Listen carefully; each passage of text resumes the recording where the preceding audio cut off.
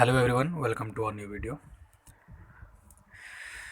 तो आज की इस वीडियो में हम लोग देखने वाले हैं यूजीसी नेट जेआरएफ पेपर 1 का एक टॉपिक, जो कि है important dates related to education. तो एजुकेशन से रिलेटेड जितने भी इम्पॉर्टेंट डेट्स हैं जिनके कि एग्ज़ाम में आने की ज़्यादा संभावना है, तो उन डेट्स को हम लोग इस वीडियो में देखेंगे।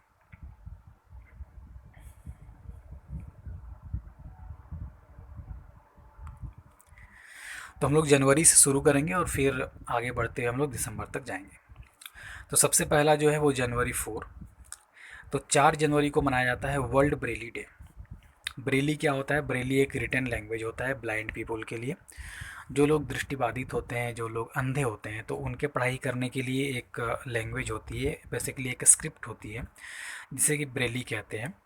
यहाँ पे क्या है, कैरेक्टर्स को रिप्रेजेंट किया जाता है रेज्ड डॉट्स के द्वारा, यानी कि कुछ उभरे हुए डॉट्स होते हैं और उनके माध्यम से कैरेक्टर्स को रिप्रेजेंट किया जाता है, जिससे कि ब्लाइंड चिल्ड्रन जो होते हैं वो अपनी उंगली से छू करके, महसूस करके और पढ़ाई करते हैं। ब्रेली अल्फ़ाबेट अगर देखें तो कुछ इस तरह का ब्रेली अल्फ़ाबेट देखने में आता है। जैसे अगर ए हमको लिखना है तो एक डॉट डाल दिए, तो एक डॉट है तो ए हो गया। अगर दो डॉट है ऊपर से नीचे की तरफ तो बी हो गया। अगर दो डॉट दाएं से बाएं की तरफ है तो सी हो गया।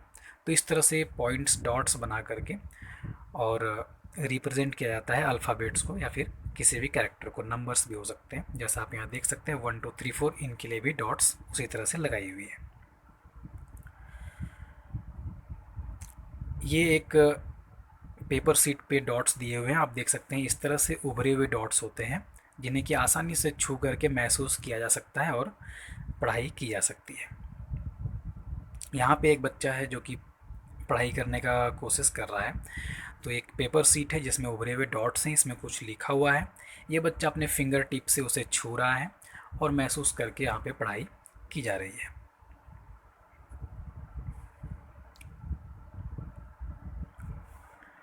4 जनवरी को ही होता है national girl child day.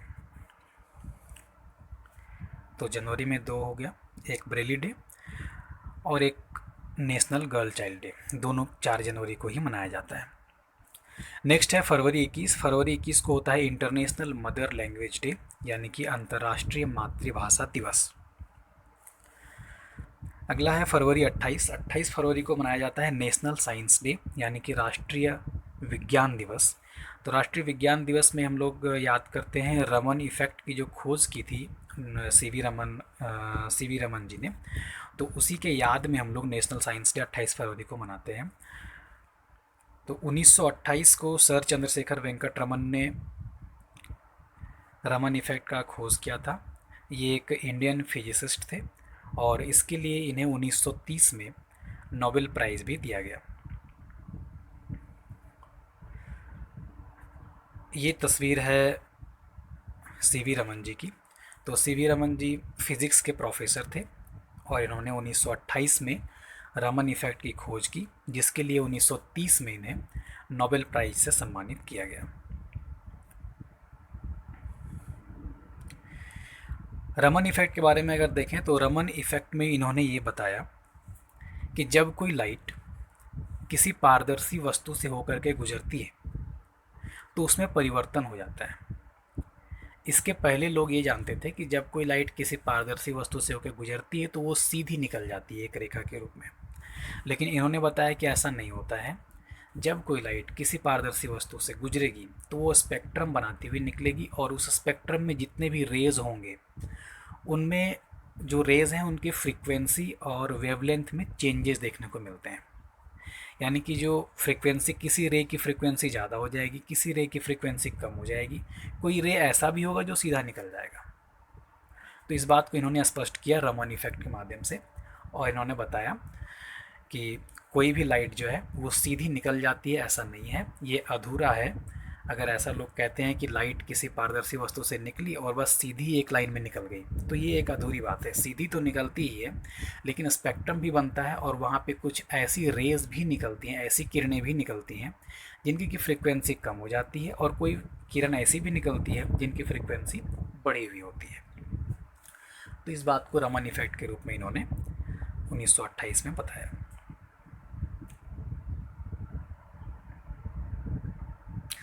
Next है जून 21। तो जून 21 को मनाया जाता है इंटरनेशनल डे ऑफ योगा।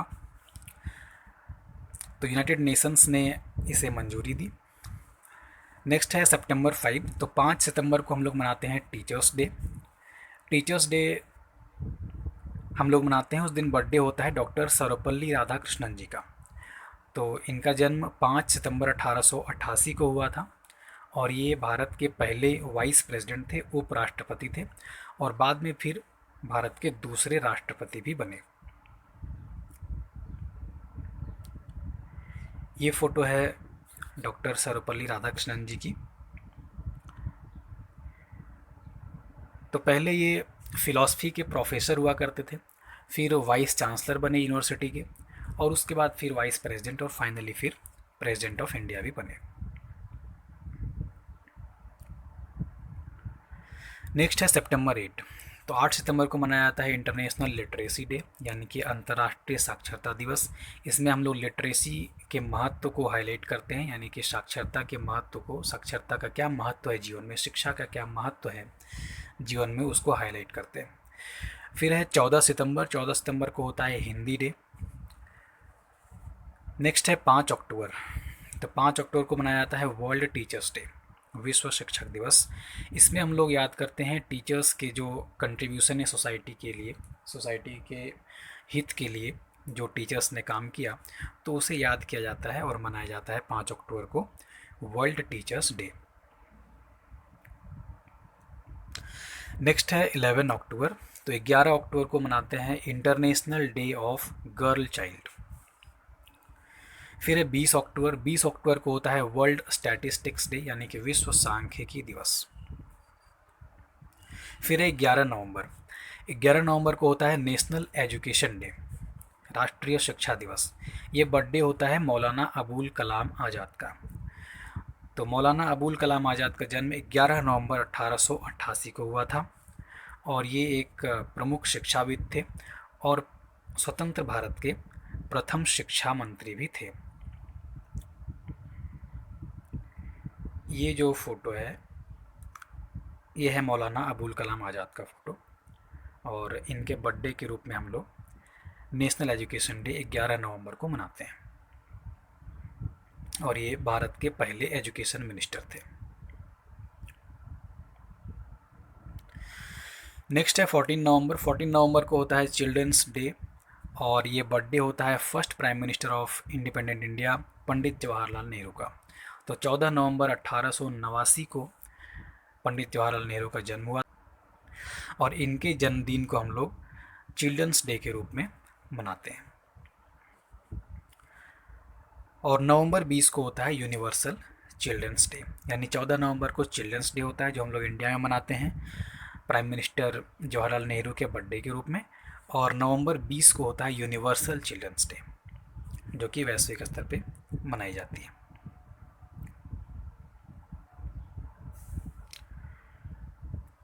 तो ये इम्पोर्टेंट डेट्स थे एजुकेशन से रिलेटेड। तो थैंक यू फॉर वॉचिंग।